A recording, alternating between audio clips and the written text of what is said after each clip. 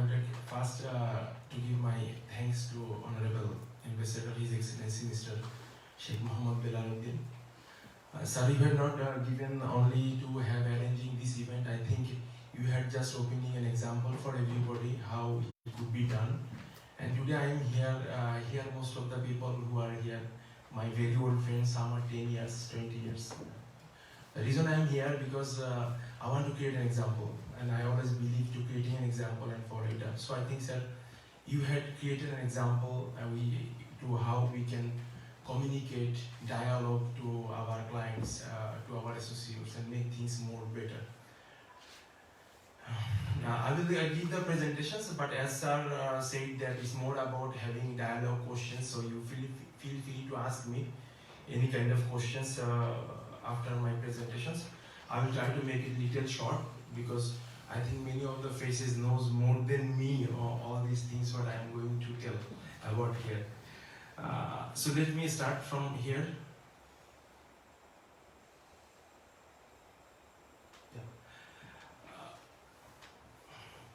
So first let me introduce myself. Hello, before starting the presentation, let me introduce myself. I am Mostafiz Uddin, a passionate promoter of Bangladesh apparel industry.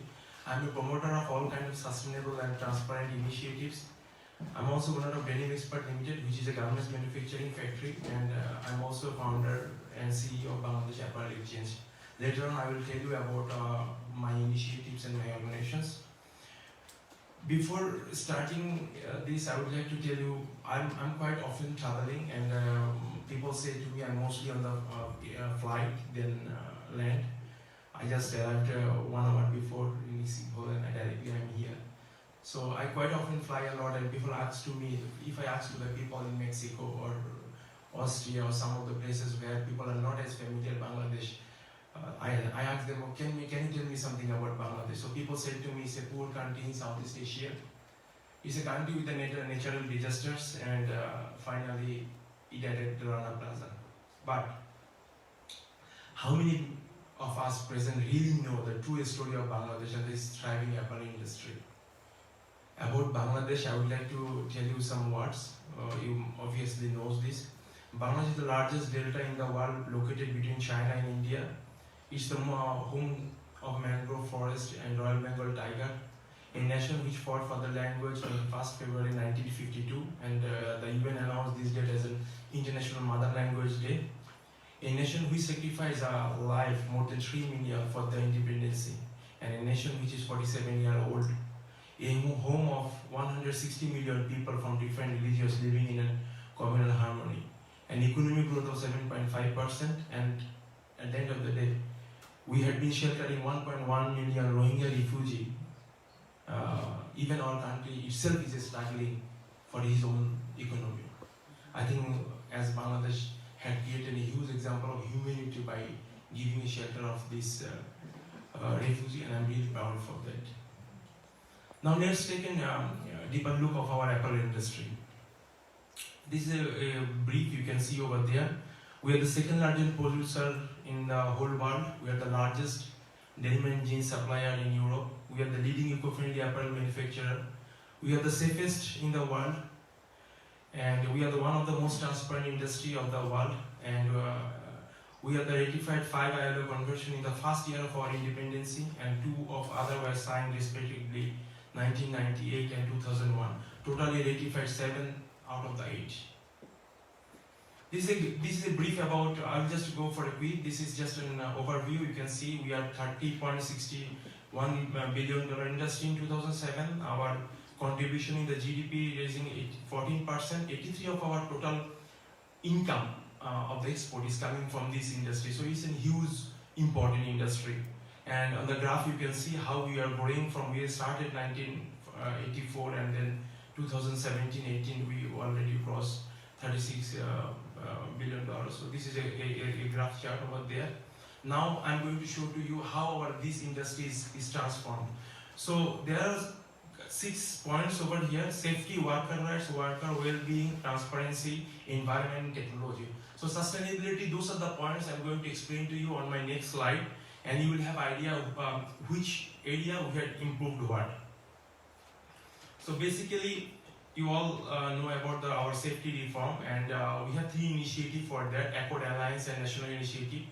So in this 3 initiative, we worked in 3 areas: building, fire, and electricity. And in Accord, 84% factories the remediation had been completed. In Alliance, 91% factory remediation had been completed, and by one national initiative, 35% factory had been remediated. Thanks to the huge safety reform, more or less 4,000 exporting factory has been inspected. Whenever I go to give these presentations, usually the journalists ask me some of the slides. I know they will ask me to hold. This is one of the slides, but today nobody is holding me. I'm happy for that. I'm used to ask a couple of questions with the journalist, and I feel happy to answer them. Yes, usually people ask to me, is this 4,000 factory had been inspected? Is this or some of the factory? No, it's not some of the factory. It's factory by factory, and that's why I would like to claim myself that we are one of the most safest factory in the whole world. Bangladesh is the most safest manufacturing producer in the whole world, and I will go to about that on the next slide. Now you can see the institutional capacity building supported by ILO. We have the Department of Inspection to the factories establishment by one government, and there are 247 new inspectors have been appointed to inspect these factories. We have RCC, recommendation cells, established by also the government for monitoring and maintaining the safety standard. We have RCC, which is also a committee done with the help of ILO and the government. And we have the SDR, Social Dialogue and Industry Relation Project, launched by the factory level, the government support of ILO. There are the 2 testimonials. One is from Robles, who is the Executive Director of Accord, and one is from Jim Moriarty, he is from the Executive Director of Alliance. You can read these 2 of gentlemen's statement. I think right now, of the development countries with the ready-made garment sector, Bangladesh is the most safest. And buyers are more confident sourcing garments from Bangladesh, and the product producing in safe factories, workers are employed in the voice, the concern. So these are the 2 statements. This is the pictures, a little bit far from negative stereotypes. These are the factories really looks like in Bangladesh. And quite often I give this presentation. I was in Austria before coming over here, and I have a similar kind of presentation like this. And there, many of the journalists ask to me, is this the pictures, the real pictures, and is this pictures from Bangladesh? Yes, this is the real pictures, and I would like to welcome and offer you, any of you guys willing to visit Bangladesh, please communicating with me. We have several number of events, and we like always to have welcome press or anyone to visit our factories and to know more about our industry. So you are always welcome to visit Bangladesh, and you can communicate with me. I will be much happy to do it. So how about the worker well-being? Without the worker well-being, we cannot talk about our industry. We being the second largest producer of jeans and denim, we being the fastest, but it's not possible without our workers. So we have around 4,000 factories, 3.6 million workers are directly employed, 5 million employees are background involved on that, 50 million people are depending on that. So you can see by this that it's a huge number of people is depending on this, and it's not that only our 83% income of the export over there, also a huge number of people involving, and we are creating the job opportunity around 2.85 million of women. You maybe know that 65% of our workers in the R&D sectors are from the women's. Okay. Women are now particularly by this empowering also in a family level, decision making, early marriage, motherhood, and those are a huge progress by this women's empowerment also. Social dialogue and training. The government of Bangladesh, Sweden, Denmark, ILO are running a number of projects called Improving Social Dialogue and Harmonious Industrial Relationship Maintaining in Bangladesh Ready-Made Garments Industry. You must be know that without the social dialogue, nothing is possible. We need to have a dialogue, we need to have a conversation, we need to communicate with the workers, with the employee, employer. This is a common thing. So we understand the importance of that, and we had a number of projects running at the moment. We had developed a culture of safety, a training program of the efficient worker placement corporations and being conducted by the ILO, ITC since 2014 and creating a culture. So it's not that something happening only in one time. It's being, I had written here that creating a culture means it's continuously going on. If you just go to the ILO website, you can find all these dialogue pictures and details we are making, and by that we are awareing, creating the rights and responsibility of our workers. So it's a continuous process we are doing. Trade union, quite number of time people think that okay, we don't have the trade union, okay, that's not respected like this. Have a look over there. Before 2013, number of registers trade union was 138, but since 2013, our number of trade union is 564. So it's a huge number of trade union had been increased. And also, as per the commitment in ILC, the shareholder of workers and union register is going to be reduced from 30% to 20% from the amendment of the labor law. There's a new labor law coming out here. If you don't have 30% of the workers who want to make trade union, you cannot do it. Now it's been reduced and it came up to 20%. So you can see our government, our trade bodies are always in favor of the trade union. Otherwise, this number would have not reduced. A central fund had been created by our government for the worker well-being. Our government and associations are doing favorable labor laws for the worker, and further amendment of the labor laws is under process. It's also coming. And recently we have found also TCC. That is, I had explained in my previous slide about TCC. So how about transparency? We talk about safety, we talk about workers, but we need to talk about transparency, and this is one of my favorite topics, which is I love a lot, and this is one of my very favorite topics. Yes, so now in the previous slide I had showed to you about the inspector of the factory, the 4,000 factories. So usually whenever I go to any conference or any presentations, I request to everybody, gentlemen, you all have a smartphone in your hand. Please log on this smartphone and go to the www.workersafety.org or bangladeshaccord.org. Just you log on over there, and 4,000 factory, you can find the report about the factory over there. And that's an example of transparency Bangladesh has been created. I'm very proud of that. It's nothing hide and secret. We have 4,000 factories. Factory had been inspected. If you go to this website, you can just see everything. The factory having how many fire door, the factory having what the electrical safety, what had been done. So if through this Accord and Alliance, I'm also thankful to Accord and Alliance, because of them this had been improved. And this is quite easily accessible, and whenever I'm giving a presentations, many people are not aware of this one, that by sitting in Netherlands or New York, they can check the factory in everything inside out, and no other countries in the whole world having this kind of transparency examples. I don't think so there's any industry which is having such a second largest in the whole world and having 100% factory transparency report. This is another example of the digital mapping by the CNA Foundation. I'm also a very big fan of them. I like them a lot. And they have been taking an initiative recently, which will be completed end of this year, or a couple of days, I think. So in the digital factory mapping, it's a make a transformation of industry shifting towards the more transparent digital RMG mapping will provide you the real-time and credible factory data of the shareholders and industry can online platform. So it's a similar kinds of thing what Accord Alliance had been done, but in the Accord Alliance you can only see the three things: safety, fire, and electrical things. But in CNA Foundation mapping, you don't see only those things. This you can see the entire factory. Say for example, you want to know this factory located where, you can find it over there. And then you go to the search option. You want to know this factory is producing for which customer.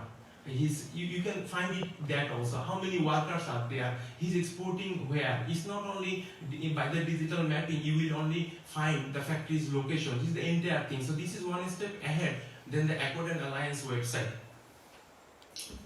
Multi-stakeholder and are also working in Bangladesh. Many of the times it's very sad to say that people's thinking that it's very difficult to enter in a factory in Bangladesh, or is impossible, or I don't know about this. But many times this kind of questions been asked to me. So I had created this slide. Actually, for all of you who are present over here, I would like to tell, being a factory owner also, that if, say, in my factory, any of my auditor wanted to visit the factory, they can visit the factory anytime. It's not possible that I will say that please do not visit my factory.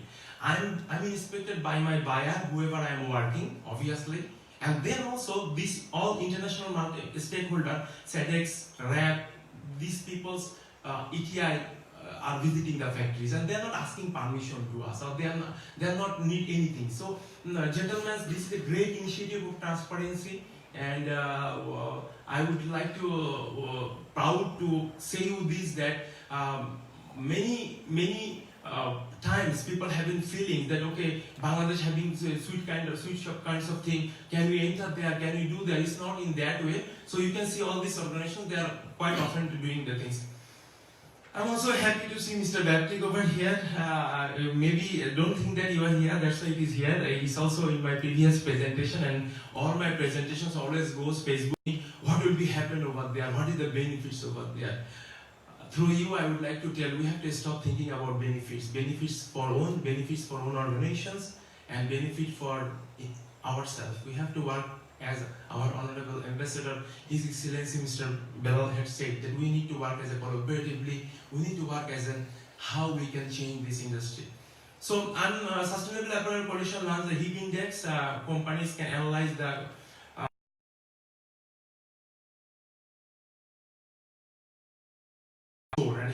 and the HEAP Index can enable encouraging the brand, retailer, manufacturer to become more transparent by communicating clear, comparable and meaningful sustainable scores publicity, and this is a really huge achievement. And Mr. Baptik, I'm very happy for that. I'm very proud that I am a part of this great effort.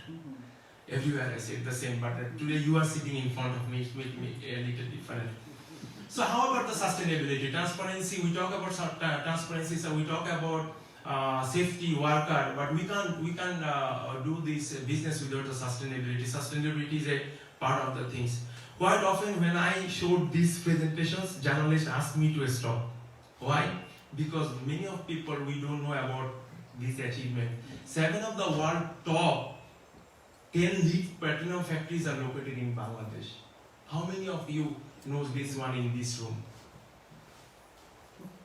Okay. Stephen, if you know, I'm not surprised. You know about you. I always tell to our ambassador also, you know Bangladesh more than me. Okay. In generally, people have no idea about it.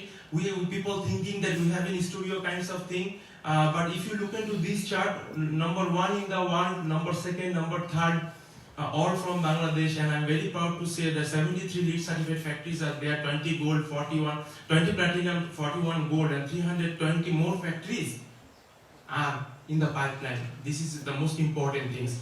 And also world highest rated knitted oven, washing and denim mills are located in Bangladesh.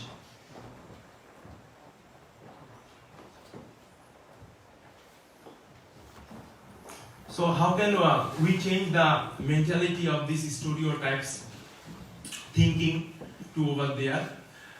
Quite often whenever I go to somewhere to give my presentations or press conference, people ask to me that are you being to any associations? No, I'm not in any associations. I'm not in any government, like our Honorable Ambassador. I'm not liking anything. I'm a self-entrepreneur and I do the things from my own responsibilities. I think, what can I do? From my own position, I try to do it, and I believe if everybody could have do the same thing, the industry had been changed. Rather than passing the ball to each other and throwing the things, this is not my job, this is your job, this is not your job, this is his job. So I try to make myself, I don't want to finger in anyone, I don't like it.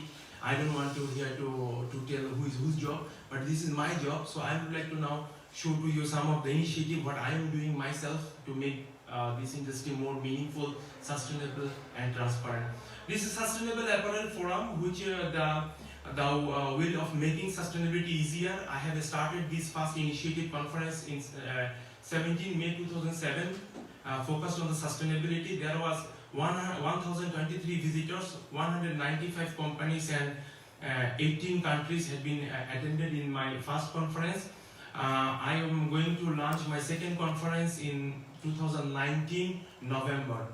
So this, yeah. So this is a private initiatives is done. So first conference we already did and it was a huge success. We had talked there water, energy, sustainability, 5 topics, and next year I will be continue this project. I will be continuing this yearly 2 times. This is my favorite Bangladesh Denim Expo, where people knows me more as a Denim Mostafiz. Denim is my heart and where I started. You can see these things. Bangladesh Denim Expo is actually an event which I started in 2014 and it's yearly done 2 times. And we had did 8 editions till now. And our export of in the denim value was to around 4 billion. And when I started these initiatives, and at the moment our value in the denim is around 7 million.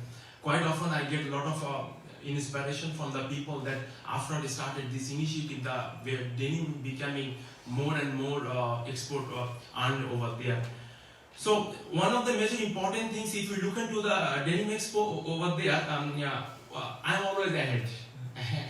And whenever I make an exhibition, I give a theme and people used to laugh at me. So look into the things, what the industry is talking about. Industry is talking about sustainability, equality, transparency, simply. So all these things I used to tell long before.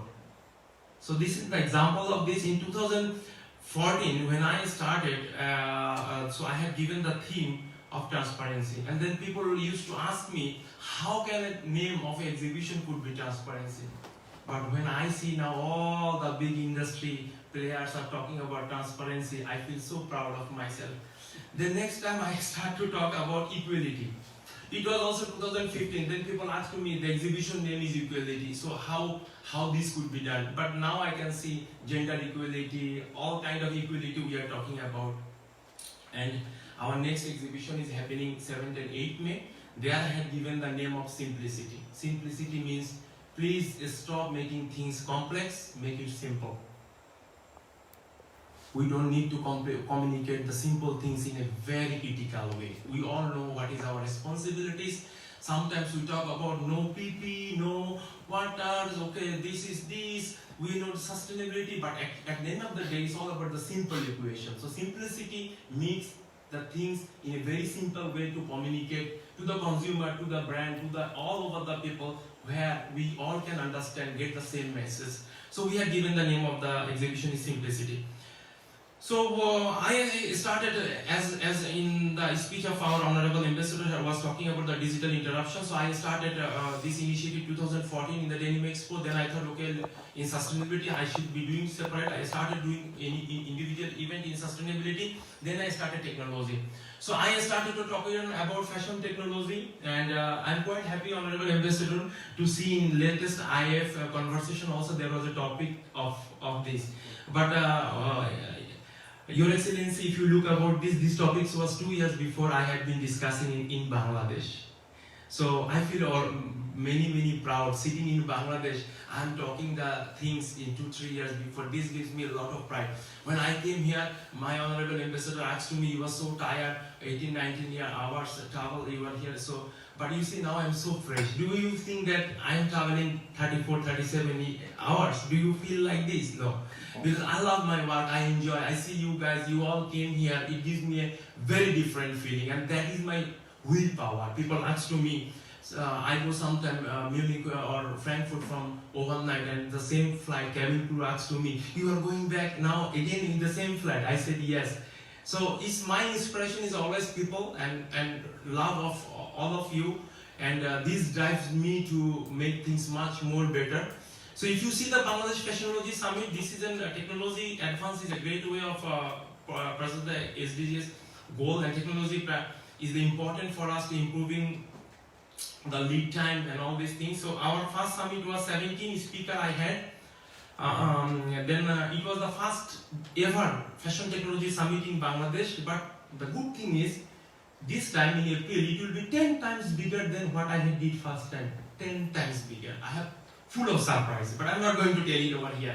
It's full of surprise. I have got lots of love, lots of support now. Today, international organizations, brands, retailers, individual, diplomats, and I got full of support.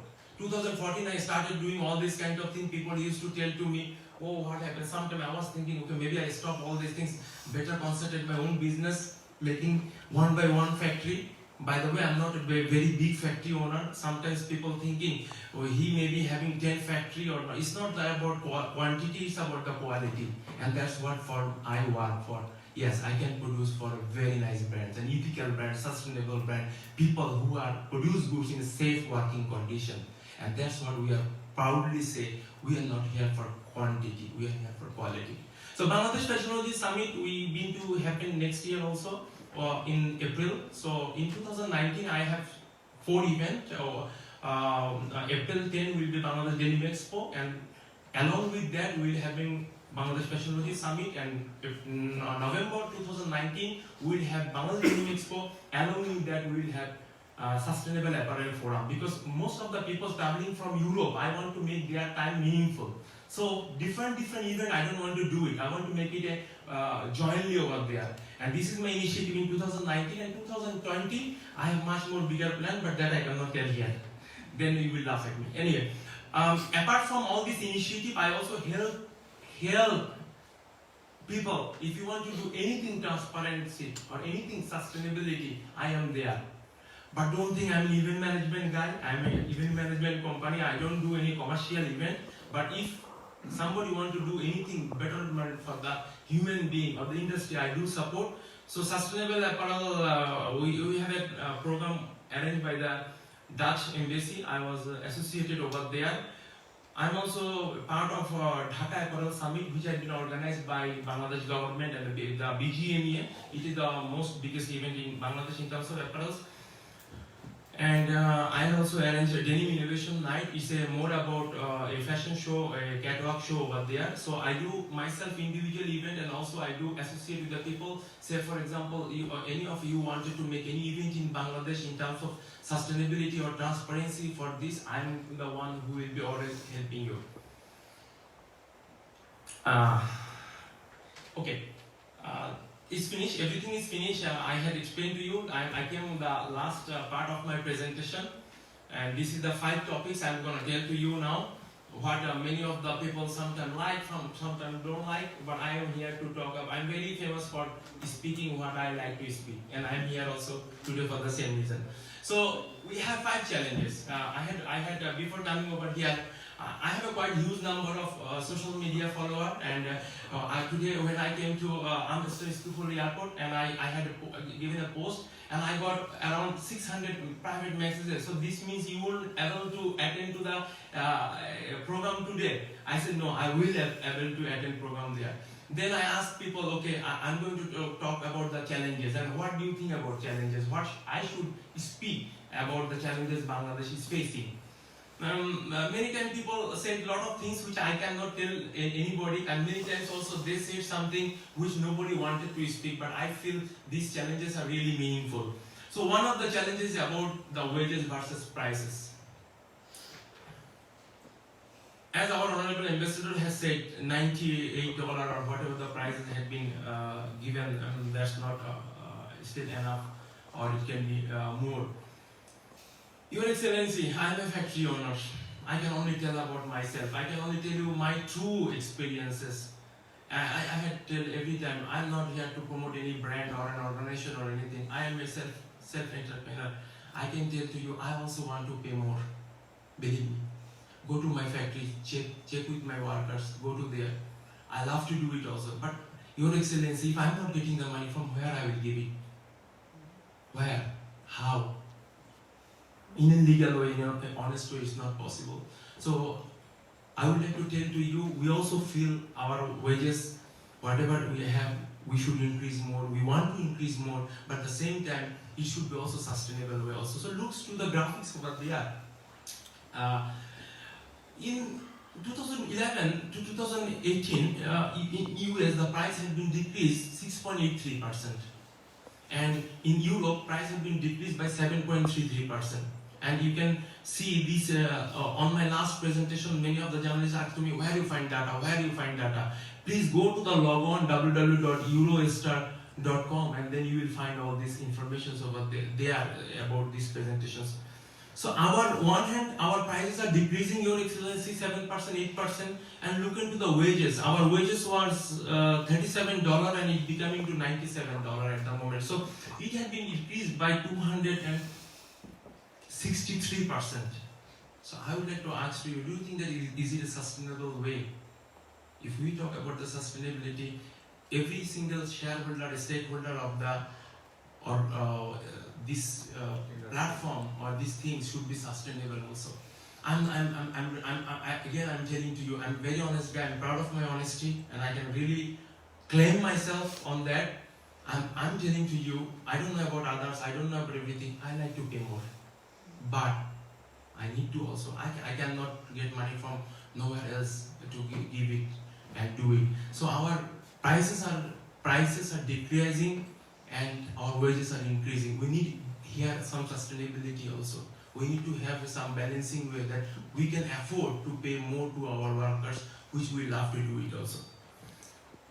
So this is the biggest challenge we face, the price issue. Second thing is level playing field. When I sent a quotation this morning, I was in the flight and I was just communicating with one of my customers, and my customer was telling to me that Mostafiz, I am getting this much cheaper from China. I am getting much cheaper from Ethiopia or XYZ countries.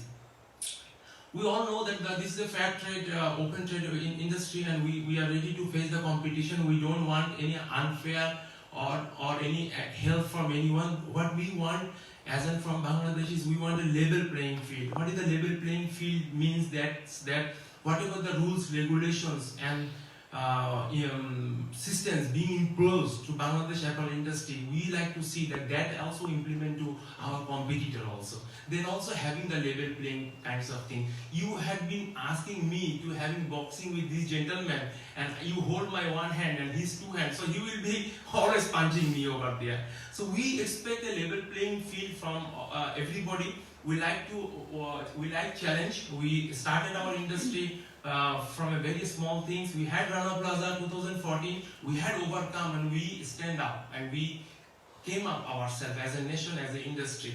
But still we are ready to offer the best opportunity for the whole world and also the best things for the industry. But we need a level playing field. And transparency, when we are talking about this, I would like to request again, transparency should be maintained across of everything in the supply chain. I'm giving you one of the example. Few months before, I had an interview and I was talking to the people, and people asked to me, Mostafiz, can you tell to us, as a consumer, how do we understand if we pay a little bit more money, that money goes to the factory? How we can ensure about this? Because we have not that much of trust that we paying more, that the money will go to the factories in Bangladesh. Then I said them very simple things. Please try to find out that where your retailer and brand is sourcing the goods from. Is he declaring? Some of the brands and retailers are declaring their supplier base, and they show a transparency. But very unfortunate is the number is not even, I think, 5 to 10%. Very few people is showing where the goods is coming from. We would like to have the full supplier list to the retailers or the vendor or the importer list, and this will be creating a fair working conditions and sourcing the goods from an ethical and sustainable factory. So we facing a lot of competition as a Bangladesh apparel industry that we are not getting a fair playing field over there. Universal code of conduct. If you look, you are all aware of this one, but again, I think you are working on that. That's also, again, I'm just waiting for when it will be done. This will be a great things to be done. I can only share to you that how many times we have to do the audit, because every buyer have his own individual audit system, and one client is coming and asking to do this audit, and another one is coming telling, no, this is not correct, can you do this one? So, Your Excellency, where will we go? We had made this wall, another person coming and we have to break this wall, and we have to break this wall. Different buyers having different code of conduct, different standard, maintaining by different things. But it's a good thing that, as I said, SEC is working on these kinds of things, and we believe that it will be done very soon, and it will be great help for us when we have more free time to do other things. We will be able to focus on being more ethical, more sustainable, and more this kind of things. I have came to the last slide of the presentation, and I have only one more point to talk. Sustainability have a cost. On my 2 months before one of the interview, I had spoken about it, and I got lots of messages personally that can you please tell us about this? Can you please come to a TV show for this? I would like to tell everybody through you, I'm not here for TV show. Sorry. I never went to any kind of show and anything, and I will not go. I would like to again reconfirm you, I am not here to, I will be never going in my life in any politics, any association or anything. Sorry gentlemen, whoever are you are thinking, again please, this is live, you can record it, I will never go in this kind of thing. That's not my vision. I want to change the industry, I want to change the world, and sustainability have a cost. You like it or you don't like it. And sometimes people is coming to us and telling, Mostafiz, this is the clause we want in $5. Yes, $5. And then I explain to the client, okay, and I want sustainable, I want less water, I want also less chemical. I said, okay, you have to pay 50 cents more, and got very angry with me. Why I have to pay 50 cents more for that? Why not in $5 you are getting the sustainability? Your Excellency, it is not possible. Nothing is free in this world. If, say for example, usually we do the jeans, I talk about the jeans, this hand scraping by hand. And if I do by laser, obviously it is more sustainable and it's more good for the environment. But this machine itself costs 170,000 euro. So do you think that is free? If somebody tell also free, that is also unsustainable things they are telling. So for the business, for the commercial purpose, many people may say about this one. We as an industry, Bangladesh, we had shown our commitment in the sustainability. We have been ranked out of the 10 best factory, 7 factory as a sustainable factory. But same time, we also expect some kind of reward or some kind of things. It can be direct or indirect in any way, recognitions or anything in terms of the sustainability. So sustainability have a cost, and Bangladesh apparel industry wanted to be also sustainable, but we expect some cost over there. My last slide of the presentation. By the way, today's presentation goes very smooth and very shorter. The last presentation, last slide over there, recognitions. Recognition is always important for inspiring. I would like to tell you one of the story why I am here today, and this is also very inspiring story. Sometimes I tell to my family, one day I will be very famous person, but I keep this card. You know what happened? 2014 I started to doing the things, promoting Bangladesh, promoting the sustainability, transparency, traceability, all these things. I used to travel all over the world. If you look into again, I always believe in transparency. I never fly without evidence because my mind is up there. So last 7 years, you can see wherever I have been flying. If you see all these things, so 2014, 15, 16 gone. So my family one time asked to me, everybody getting this award from here, this award from there. What are you doing? What are you getting? Till now, we never saw you to do or anything. So I always laugh to them. So I'm always keep on working. And 2016 something, one day one envelope came to me. This is the first time after 4 years working. Written Embassy of People Republic Bangladesh. I got very scared. Oh my God, what happened? Have I did anything wrong? Government sent a letter to me. It was like, so I opened the letter and I found a letter from His Excellency Mr. Bilal. Sir had sent me an appreciation letter, and that letter I now make a big board and I keep in my room. So even tomorrow, the whole world also give it to me. I will not get that happiness. That letter had given me the happiness because I got some kind of recognition. I do the things not for I know also by doing all these things I will not get an 1 million euro or a picture or anything. I do the things for my own responsibility things, but still recognition inspire people. That letter had inspired me a lot, and that's why today I am here and I get another opportunity to speak. So in Bangladesh apparel industry, whenever I go, after the Rana Plaza is a great disaster. We made a mistake. We accept these mistakes. We still agree lot to develop. Your Excellency, I am not here to tell Bangladesh is the best one. Bangladesh had achieved everything. I had given you the presentation. Do not think that I want to claim myself that Bangladesh is the best over there. I just updated you about what the achievement we had been done in terms of sustainability, transparency, worker safety or worker well-being, trade union. But same time, I would like to also tell long way to go. We have to go long way. We have to do a lot of things. But Your Excellency, I myself would like to tell to you, sometime my family, my son, my relatives ask to me that, are you so bad? So sometimes I ask, why you think like this way? Because you are the reason of Rana Plaza. You are in the garments industry. So this kind of feelings had driven me today to run after city by city and country by country. I want to change that image. I don't want to claim ourselves as in Bangladesh, which is the most nicest, most best one. But same time, Rana Plaza happened. We did some mistake. Things happened over there, but we accept this one. We stood up. Now please give us also some recognition. What we had been achieved, what we had been done, what are the changes we had been done. Quite often I go to meet to the journalists, 99%, if you just Google, please Google it. More than 400 interviews of mine, you will find it all over the Europe and States. And I can share to you, 99% journalists, when I speak, they say to me, we don't know this one. We have no idea about those things. So we need a recognition. If you don't recognize, if you don't inspire, then people in Bangladesh, you know how sad they are. You have no idea. They are really always mentally very sad because they wanted recognition. They wanted to appreciation. They wanted that people accept the changes we had been made. Ladies and gentlemen, if you don't recognize us, if you don't appreciate us, what will inspire us to do good things? One hand prize, other hand waste. At least I need inspiration. We need. We also need.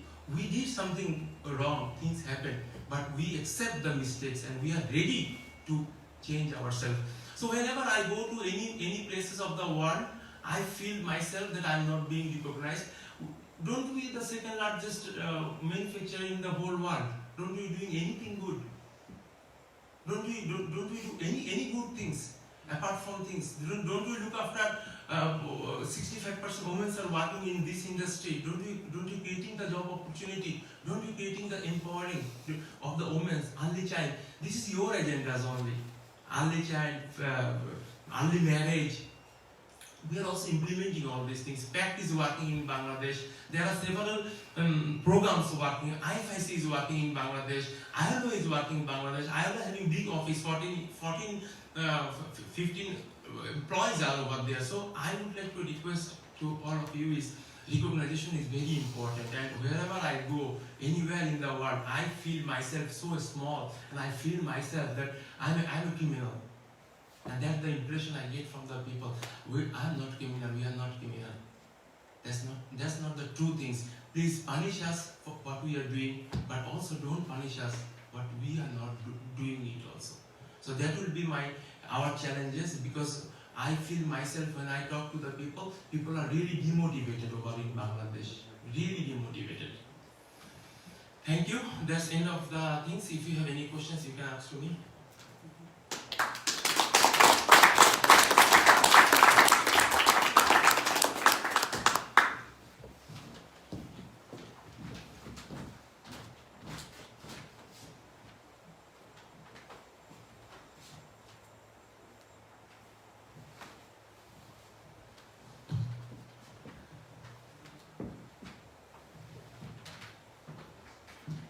In order for us to have a candid discussion, please feel free to participate in this dialogue and let us know your comment, ideas and suggestions. Although our discussion is open and attributable when required, but feel free, if you like to have it in Chatham House rules, should we wish to keep your comment non-attributable. So we're free, we're open for it.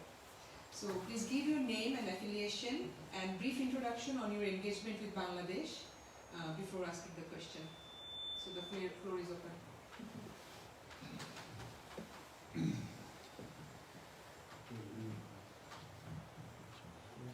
Nobody else wants.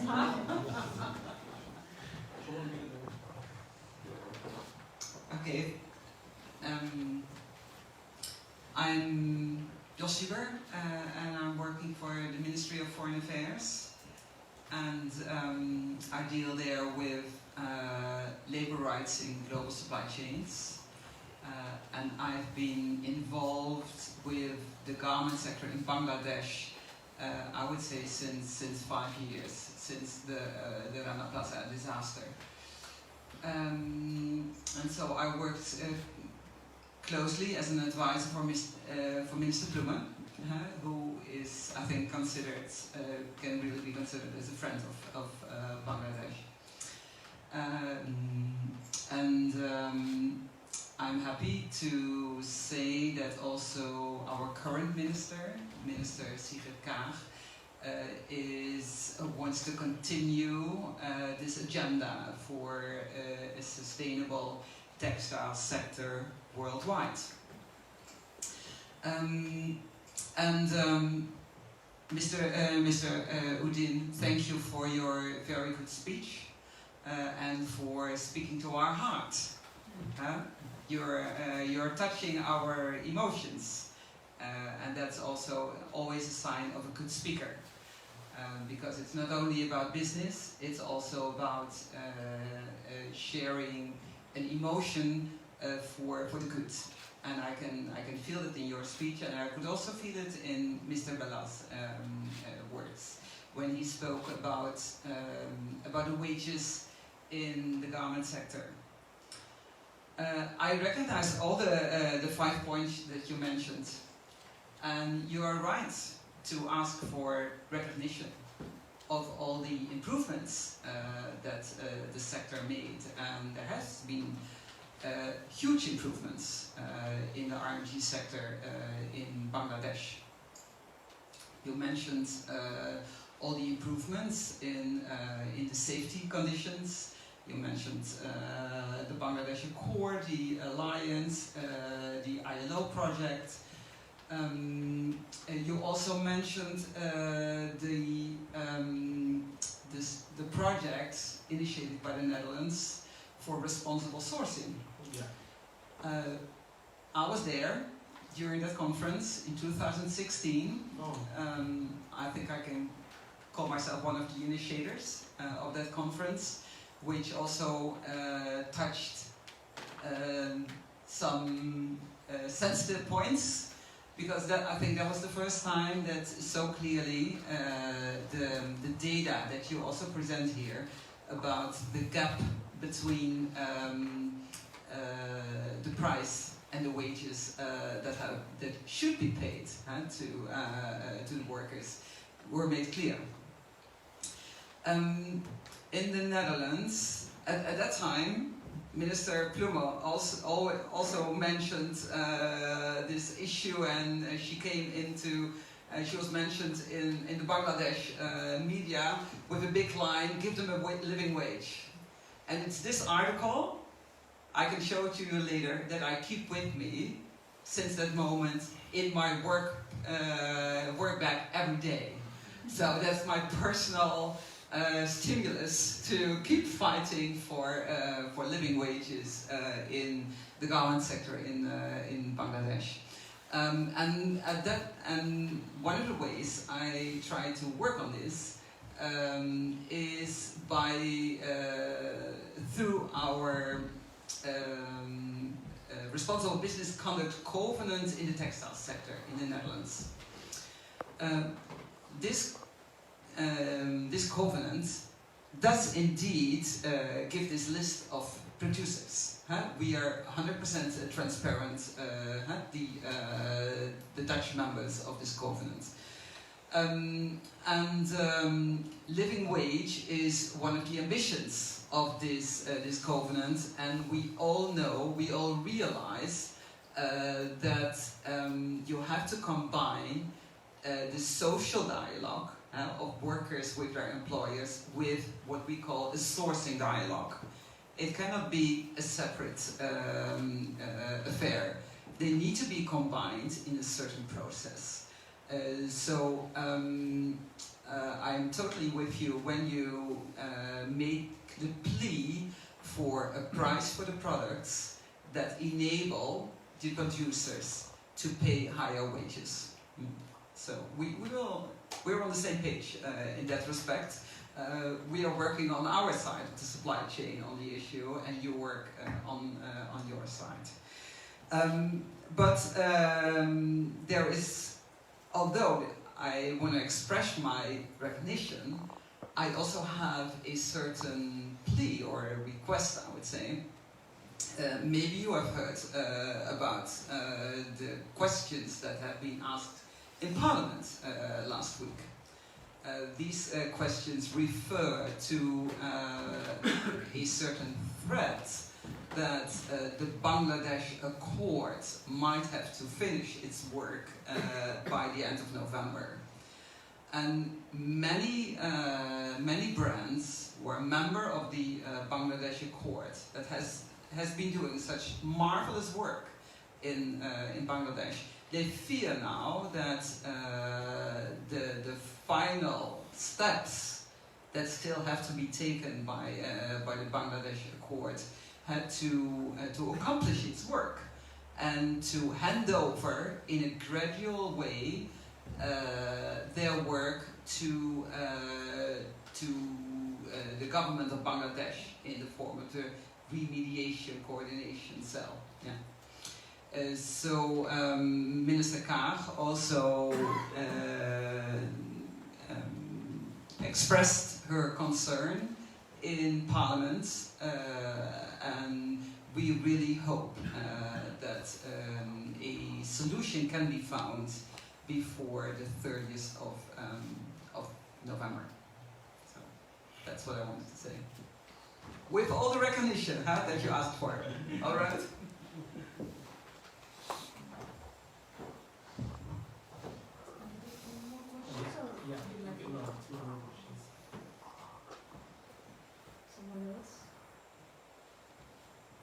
I think Stephen is saying Bangladesh 14-15 years he should tell something. Sarj is also here. You all know Bangladesh quite well. Yeah, please. Thanks for the opportunity to raise a question, and apologies that I was too late for the full presentation. And maybe you already, I'm by the way Peter Koppert from the MODINT, the Employees Association of the apparel, textile and carpet industry in the Netherlands. And I work a lot of the innovation and sustainability approach for our supply chain, for our value chain. It's not only a supply chain but also a value chain in our country with the retailers, of course. One of the, apart from the agreement, from the covenant, I particularly work also on the concept of circular textiles. And I believe that with circular textiles we have a concept for making more efficient use of our raw materials. And there is a big challenge of getting our garments after we dispose them off in a circular system of high level reuse, mainly focusing from our part, on the high level recycling of the fibers and making new textile products with those regained fibers. But do you believe that there is also an opportunity for the supply chain and also the supply chain, the factory mills, in the textile mills in Bangladesh, to do some cost saving by this strategy? For example, by recycling the waste materials during the production process, the cuttings and the clippings. so that we do not only face a higher cost for living wage, which is of course a very important topic, for safe factories in line of the accord, for safe and sound working conditions, etc., etc. But that we can, as an industry, as a supply chain, you can also maybe also save raw material costs through this circularity technologies to be developed and to be implemented.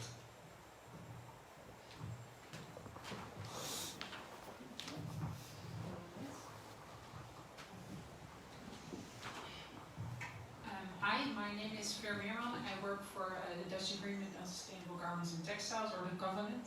We have different words for it. The Dutch Agreement has 50% of the Dutch market, textile market has signed the Dutch Agreement. And Bangladesh is in the top 3 countries for our signatories, sourcing from Bangladesh. So first of all, thank you very much for your inspiring presentation. I think it's very good that you give a face to what you're doing. You spoke a lot about transparency and that Bangladesh now is a front runner in transparency. You can find a lot of information on how Bangladesh is doing.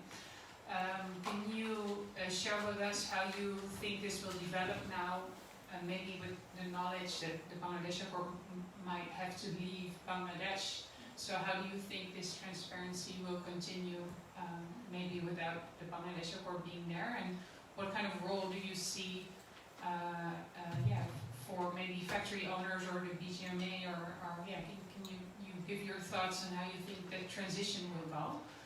And the second question I have is, you shared the progress of the factories under the Bangladesh Accord, but also under the Alliance, and then also under the Bangladesh government.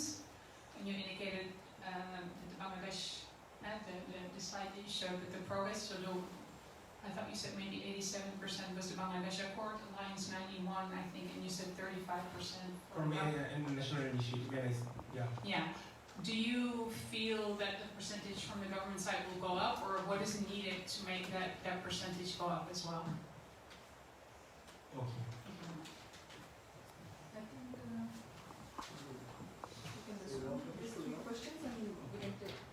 Can I ask a question?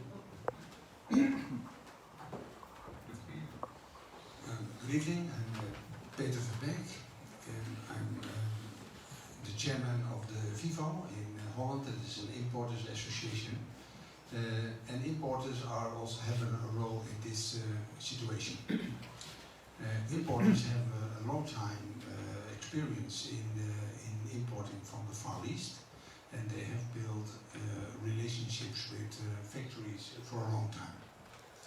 Now the transparency question is coming up, and we want you to know that we as importers have a big difficulty with the total transparency.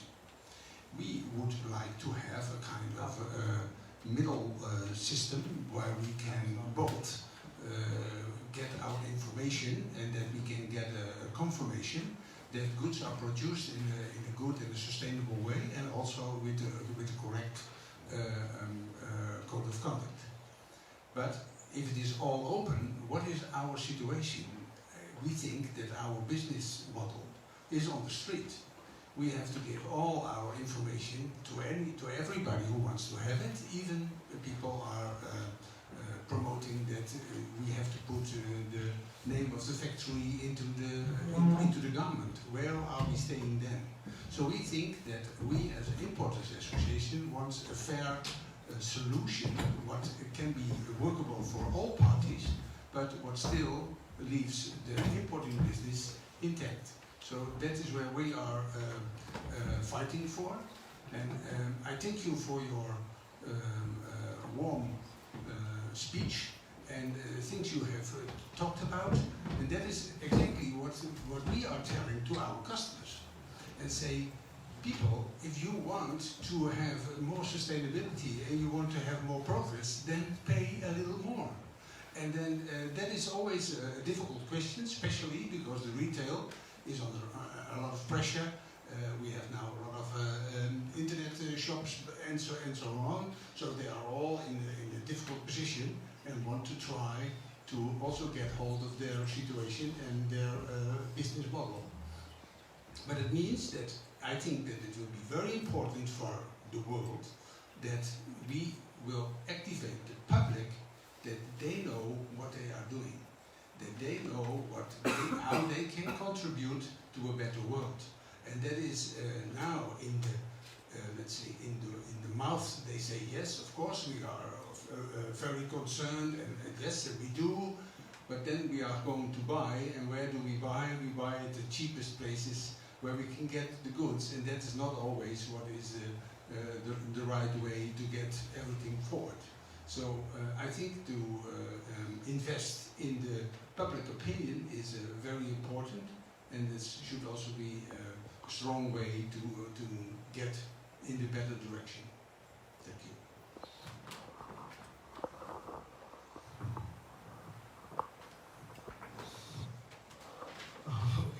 Let me explain one by one. I think a couple of questions are very interesting. Don't think I'm afraid of. These are my favorite topics. One is little bit I'm afraid of. Or I have to speak one, isn't it? First of thing is, ladies and gentlemen, you maybe know that I don't represent government or association or any trade bodies. I am self-entrepreneur and I am expressing my opinion from my own. So please take it as my personal opinion and excuse me if I say something which maybe anybody don't like it, but I am telling from my own honesty, integrity and morality. Regarding the Accord Alliance. Sometimes, you know, my position is always difficult. You don't know how difficult my life. My left side is all my buyers. If I tell anything like this, you know, I'm also a factory owner. So all my buyers, sometimes Mostafiz, you tell like this over there. So left side is my buyer, right side is my supplier. So I am in difficult condition, but also I enjoy this condition. Many of the times I go to the seminar and conference, people keep on talking 2 hours, 3 hours, PhD degree holder, but have no knowledge about the own industry. And our industry people have no knowledge about what we are talking. When I go to Bangladesh, I tell to my people, this conference, that's the thing, that thing, that thing. You know what they say to me? What will be the use at the end of the day? No use.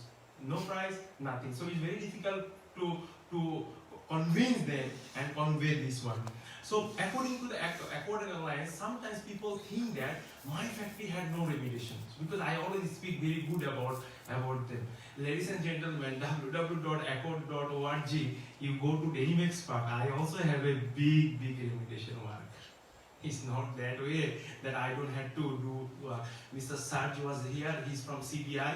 I'm also working for CBI many years, and CBI is helping me for the chemical safety improvement and all. He's quite frequently visiting. He can tell to you what are the improvement we had made in that, but every single time we are learning and doing. So regarding that, as an entrepreneur, I personally think that whatever had been done in Accord is very fabulous, and I'm a big fan of them. Trial error mistakes are always there. In anything happen newly, there will be always some mistakes. So some things also have been done, some of the trial error things happened. Because after 2014 Rana Plaza happened, things suddenly had been formed, but there was no SOP or things like this. So things had done and then they corrected. From 2014 to 2018, we did all these things, we learned all these things, factory remediation had been completed. We becoming one of the safest manufacturing country in the whole world. Factory 81% remediation had been done in the Accord, 93% in Alliance, and National Initiative 33% remediation work had been done. It's a great progress of the things. But same time, I personally think that there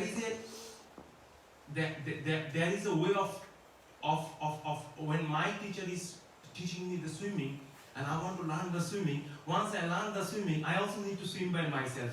If always my teacher is there, and then I will also never learn to swimming, also my confidence will not come. Do you think that my confidence will come? I will always think, oh, there is somebody who is also teaching me. So 2014, we started to learning. We becoming one of the safest nation in the whole world. Remediation had been done.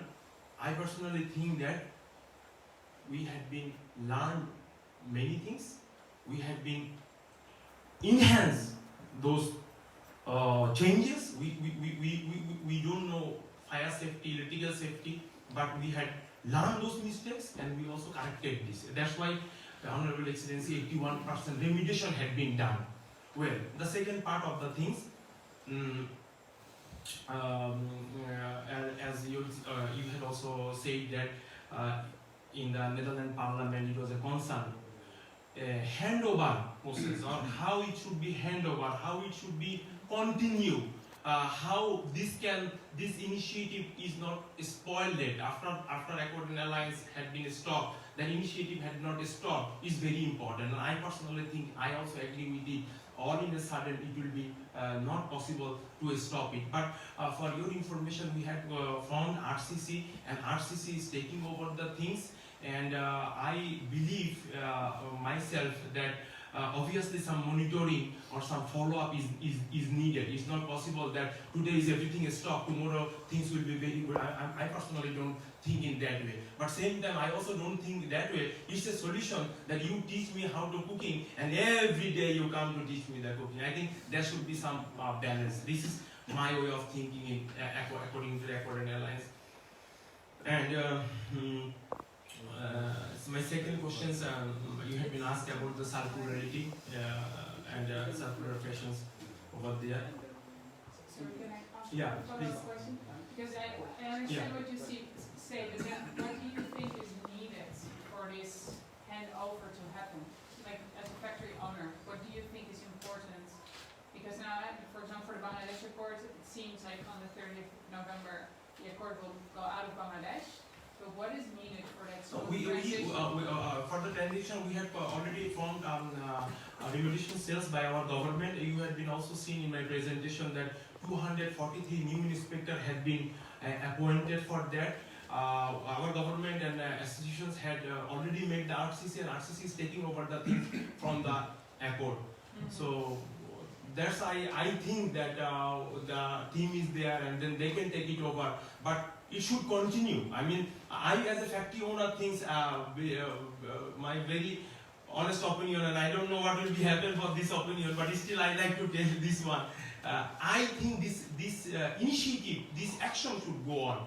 And we are simple people, simple factory owners. Believe me, we don't want it to be anything so this thing, but this continuation is there. That if it's not continued by our government, RCC, Accord, or X, Y, Z, this is all big things. I'm a very small guy. Please don't ask me all these things. But I think this initiative, the momentum should be there. That's personally as a factory owner, I think it should be there. But our government could carry on, or brands, or retailers, they all are working on that, and I don't know how they will be solving. So this is my thinking. Okay, I go to the next questions about the circularity. This is one of the interesting topics for me, because quite often I am getting nowadays email from Netherlands, different peoples on that particular point. And few months ago, the Netherlands embassy in Bangladesh, they had called me and they had been asked me communicate some of the people from Holland who wanted to work on the circularity. Circularity gives not only the environmental changes, innovations or sustainability, it also having cost impact. As you rightly said, that reuse or less waters and all this technological enhance can bring over there. If you have some wastage coming out from the material, how we can reuse this one. So we understand the importance of circularity, but this is again my very personal opinion. Quite often when I was small, or when I was not current position like today, I always used to be very angry with people like our Honorable Ambassador. I was expecting, I send an email, he will reply me immediately. But now when I grown up, I understand how busy he is, how busy our government. Sometimes people ask that why government is not doing, your government is not doing this. Yes. But a country like Bangladesh, where there are also several challenges, we have bigger challenges than also those issues. So sometimes our government is busy on that. Same things I will tell to you in our factory owners or factory things, they are having so much busy.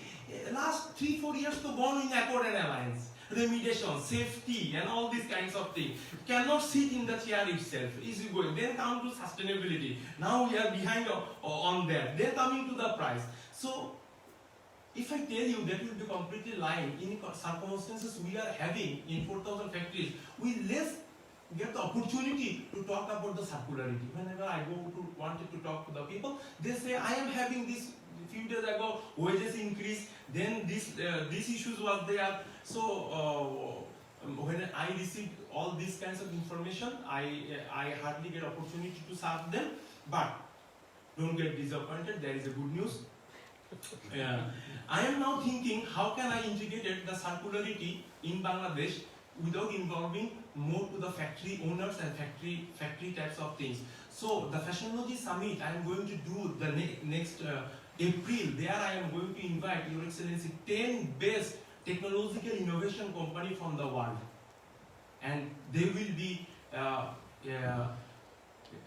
introducing their technology in terms of circular fashion to Bangladesh apparel industry. So maybe the factory will be seeing more perspectives on that. But if you ask, at the moment, the scopes are not that much. That's my answer. And the last questions of you, which is a very interesting question. I don't know whether you like it or not. But I tell you as a factory owner, let's talk like this. I'm a factory owner. I'm 20 years in this business. I look quite young, but I am early starter. I started here. Here I have friends sitting over in this room. I have also my honorable buyers are also there. They all work with me. I started my career as with a Dutch gentleman 20 years before as a trading guy only, and that's why my relationship with the Dutch community is very deep, because 20 years I am dealing this community, and he was an importer of there. And in that perspective, I would like to tell, transparency will not have any problem for the importer. Transparency will be a positive side of the importer. This is how I think. What is the way I think? Let me explain to you. Many of the manufacturers like me, if you just calculated that how many retailer brands working in Bangladesh, we are having $30 billion industry. It's nothing that all the retailers and brands are only buying this $30 billion. A huge number of goods is coming from the importers. When you are working with the importers help us in many ways. Now Better Bank had been launched his latest index. Maybe you have been seen over there. We are telling that sustainable buying practices. What is those buying practices? Means LC. We have an LC problem. Some of the customers don't want to pay the LC. They want to buy goods after shipment. So all this financial problem is handled by the importer. Importers have always an opportunity for that. As a factory owner, we always prefer to get paid early. The importer can do this one. And also I had met so many buyers. You will see that they like to source the goods or the importers through the agents also. So importer and agents business will never decrease in terms of transparency declaration.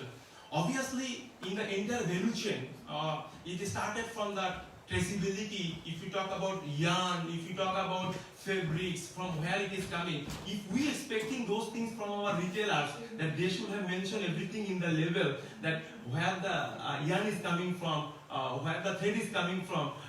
We also can expect little things from the importer. The goods have been sourced from a sustainable and safe working condition, which you also agree. But I would like to tell to you the interest or the possibility of business from the importer will never go out. I can give it to you lot of examples. We have $30 billion industry. I can give you here the name, which I will not do it, but I can count you personally alone. 8 to 9 people who is also handling $5 to $6 billion in Bangladesh out of this $30 billion. The retailers are not the main player over there. Rather than that, I believe when the transparency will be there, importers will be get more benefit. Quite often I meet with the consumer. Consumer asks to me that how do we understand goods sourced from a transparent factory. So transparency will be the added value for the importers, and being transparent will never have any kind of impact in their exist in the business. This is my very strong feeling as a factory owner, and I believe the more transparent will give more business to the importer. This is how I think. I think that it's correct, absolutely, but that is not a real problem. We only have to organize it in another way. And that is what we are, importers are asking for. So also that we have some protection and that we can, our business model is to find production sources in the Far East and also work together, and like what you said, we are offering many services like finance, LCs, etc., etc. Also on the other side, we are also doing a lot of things like split deliveries, etc., etc. But it doesn't say that we, as importers, want to give always all our information to the buyer. That is also not, in our opinion, not always needed. If we can find a good solution, how we can inform a middle agent how we, that the goods are bought, sustainability, and dus also in a correct way, then we can also go further. Later we also get tier 3, etc., where is the spinning material coming from, etc., etc., and we can add it up all in that system. But it is not that we don't want to be transparent. We want to have some wall between it that can be checked by a certain middle agent, so that we can organize it in a better way. Yeah, I understand your problem, but I would still will say the same things as I said before. Sometimes we have, when I was coming to Copenhagen Summit speaking, before I am coming to Copenhagen Summit, people give me that much of paper. And before I going to talking, I throw all the paper and I speak what I like to speak. And after I came out, I asked to my guy who was there, did I speak good or bad? He said, you can see everybody is clapping, so you speak good. So I would like to tell to you, look, so one of the paper was there what you said, and you know what happened, quite often we do a mistake between importer and trader. Innovation, we are talking about innovation, we are talking about design. We have a always misconcept that importer is having the money or getting buyers. If I work with direct the retailers, maybe I will get more money. It's a wrong concept. There are so many importers who sell the design. Bangladesh is a manufacturing country, we produce the goods. There are so many trading companies which make his own design, and those designs can sell to these retailers, and this importer buy from Bangladesh. So importers obviously creating more business opportunity, and I never see as a threat of importers being transparent, because there are so many. I have been working personally, Your Excellency, more than 43 retailers in my life, and all the big ones. And I can say to you, my experiences, if retailers work with the importer, they also have more faith in sourcing the goods. So transparency will not be a barrier over there, and I will think that transparency will be added value over there. The traders have some problem. Importers and traders, if you have an innovation, you are doing your own designing, you are added the value. Stephen knows this one. There are so many companies. We don't know how to make many kinds of jacket, and they make all these designs and they source from Bangladesh. But what would be happen if those importer or trader was not there? These goods have been produced in China or Vietnam. This would have not producing in Bangladesh, because the manufacturer cannot do this own designing over there. So I'm always a good fan of big fan of importer as a factory owner, and I think that transparency will always creating value, and it should be continue like this. I just want to compliment one issue on Mostafiz regarding this issue of accords and other issues. But before going that, I would like to come back to the point of recognition. I think, as Madam you rightly said about this movement, I think I should take this opportunity to kind of register and reiterate our strong appreciation for the role that she played. She was kind of our Devi, we call it Devi, I think.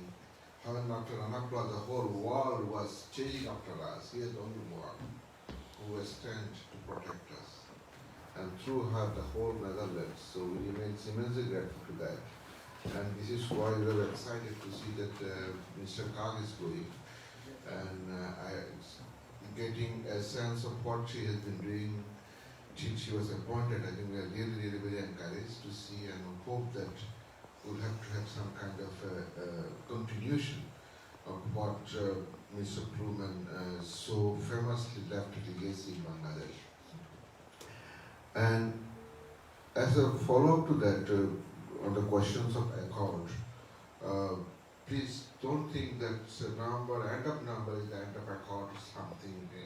There is nothing written in rock or anything. The time, I think now we have to be a little bit innovative about our approach to the accord or alliance and that kind of things. Because last February we had an event in the SR Institute regarding Rana Plaza. 5 years after Rana Plaza, TMC SR Institute, and BJP President and Vice President was present in that one. And one of the prominent theme of that discussion of that as the accord is working now, if you just take a step back and look it from 3,000 feet, you'll see that someone is only running with his stick. Running with his stick, big stick. Do that, do that, do that, do that, okay? Hardly any carrot. I would humbly like to request you and to the Netherlands, you are one of the most innovative nations, creative nations on earth. I think now we have, time has come with all this achievement to convert this accord, this stick and carrot dilemma, with some infusion of soft ideas like this circular, how the industry will look like in 2021 or 2030. BJP is too busy to look into that kind of future. That's why we are so encouraged to know that Mr. Henbeck and his colleague from Modin will be visiting Bangladesh.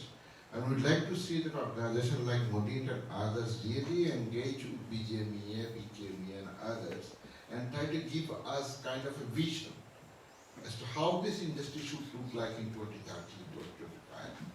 And in order to do that, the concepts like these innovations, this circularity, that all we are talking about, the transparency, so this thing will have to be kind of, you have to make it a package and make it kind of a combination of stick and carrot. Simply stick will not work. And I think it also doesn't look good for US. I humbly, just to give you an example, I did converse in the TMCSR Institute, the gentleman who was working in the accord, he was there. I asked him that, okay, you have been doing all this kind of rehabilitation work. How many people or how many industry have you helped to get them trained in basic fire safety things? Okay? None. All they did, they just issue a prescription that give a license. Maybe a court should not do it. But Netherlands have too many innovative organizations that can have their participation and give them also some kind of support on the side so that we can have some increased capacity. Capacity building is something that we badly needed because the future is unknown. You people are talking about building about transparency. Go for blockchain. Everything is open. Do you know? Do our district people know what are we talking about when we talk about blockchain? What will be the impact of automations? So we need your support. Please help us to see the things which is seemingly not seen, not visible to our people. And here I know that people like Peter, we had almost one full day on that things, and the kind of circularity thing they are talking about is hugely impressive. And it's good for our country, good for Mother Nature, and this is what we should do more and more. But for that, we need you some kind of initial support. After some time, maybe we can do it on our own. As Mostafiz is saying, that once you learn the swimming, while your instructor is all around, you don't feel like swimming. So we need to kind of repackage the whole thing and make it carotenoustic. Thank you.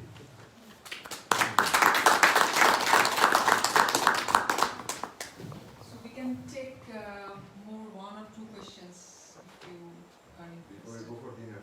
Yes. Because it's already too late, I think. Or you can already continue your discussions among you. Yeah, during our dinner you can also continue, but at this point, if you have a question, maybe we can take one or two. I think, I will try one. Sir, rather than asking questions to me, you should tell something to the audience because you are visiting. You people know. We have also honorable Ton also from AIF. I think they can also tell more than me about Bangladesh. Mostafiz, my friend, my name is Serge Leon, I'm from the CBI. I did a program since 2015 in Bangladesh for the Dutch government, and it was my honor to work with Mr. Mostafiz and to meet Mr. Mostafiz and to see how he did everything for his country, to develop, to work for his country, and I'm very, very impressed for what he did for the country, but also for his factory.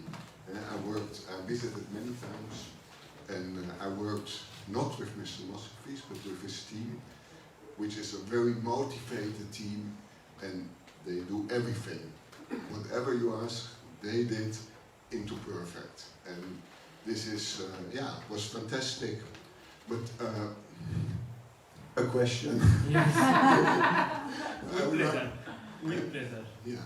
Now, okay, I understand the issue, the problem, and that you pay a lot of money in sustainability, you invest in everything, and buyers do not pay more, or it's difficult to get more money. But how do you see this with productivity? Is there a solution in productivity, in increasing, what is your opinion in this? Because when I think China and other countries, productivity is on a much higher level. And you can say that if productivity is low, you give the bill to the buyer. Maybe it's not so nice. So I would really like to hear your opinion, how you see this. I thought as a friend you will not ask me something. Anyway, ladies and gentlemen, again, misconcept. Totally misconcept, wrong concept, lack of knowledge, lack of experience, lack of idea, lot of institutional knowledge, sitting in the book and computer in front of San Francisco, people is writing things. It is an example for this. I am totally disagree about this particular point. Why I am disagree? Give me 2 minutes, then you will also understand with me. If an FOB product, if you adjust particularly these jeans, if you buy in these jeans in $6, I have a couple of buyers sitting in front of me, ask them what is the total cost of the material and what is the total cost of the labor. So, the labor we paid, that is equal to the productivity you are telling, that is 15%. So with the 15%, if you say that we increase the efficiency for me is the ghost story. The whole night will go out if we talk about this buzzword. It is the same thing for me as like a sustainability. For me it is like this. Giving you one example, yesterday night, one of my colleagues sent me an email. I'm also, by the grace of Almighty, I can run all the machine for all of your information, and I can make the jeans by myself or t-shirt or like this. I'm becoming an entrepreneur from there. Let's talk a little bit about efficiency. What is happening? People came to me, they read about SMB, efficiency, percentage, minute, and then they come to me, hey Mostafiz, your efficiency is less and your SMB is high. Your SMB is becoming 22 minutes, you are making a jeans, but in United States this is making in 12 minutes, in China in 13 minutes. Your Excellency, this is all about machine setup, what machine you are using. When you are using 100% automation, say for example, a automated pocket attaching machine or automatic bill to attaching machine, your SMV or minute value will be 13 minutes for a jeans. But when you are doing it by manually, your SMV is 22 minutes. So we simply cannot judge effective efficiency by seeing his report. We need to do more deep analysis of that. What is the size of the order? Is the order is the long run or is the order is the small run? When the order is a long run, efficiency is high. When the order is a small quantity, efficiency is less. So efficiency have lot of impact. It have impact on the machinery you are using. Sometimes people will say that in Italy efficiency is 99%. I will give you in Bangladesh efficiency 110%. Give me 2 pocket shutter. Give me this one. And also, you please give me a continuous run production. In Bangladesh, what is happening? Today I am making jeans, tomorrow jacket, day after tomorrow shirt. So where my efficiency will come? So efficiency depends on so many things. But Sarge, I obviously agree with you. We need to improve a lot. We still need to increase our efficiency. But it is not the solution for the higher wages or all these problems we are having. Because of a product of $6, the manufacturing cost is coming only 10 to 15% over there or 16%. For that money, you cannot change the other things. And then you had rightly said that wastage controlling, circularity. Circularity not only helping in the environment or that, I will also tell wastage control also having a much more income. But quite often in beginning of my discussion, I said I am quite disappointed with everyone. To be honest with you, because everybody only pass the ball. Whenever I go, this group to that group to that group, factory will tell I'm not getting more money, then brand will tell that okay they are not doing this job, then consumer. So this is just a kind of discussion we always do about passing the ball. So I will say that efficiency can obviously improve or help the factory owners to earn more money or improve the efficiency, but it is also, I am totally not agree that efficiency can change the factory situation. This is how I think. So, very good answer.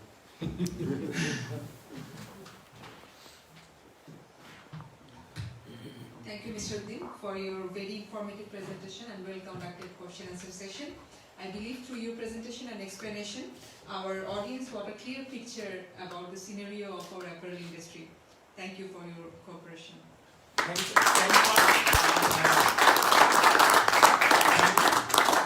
Thanks for inviting me over here. Ladies and gentlemen, before I'm leaving, I would like to